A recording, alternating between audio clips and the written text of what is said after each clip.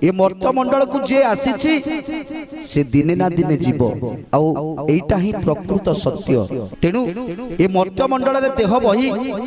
आमे अहंकार करूछंती मु मोर बोली कहउछंती ए जागा मोर ए घर मोर ए पुओ नाती मोर सब किछि मोर मोर कहउछन किंतु प्रकृत सत्य होउछि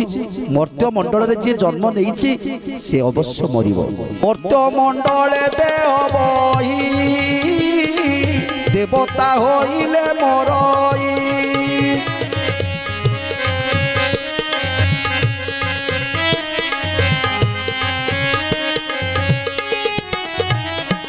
अपना हस्ते जुहा छेदी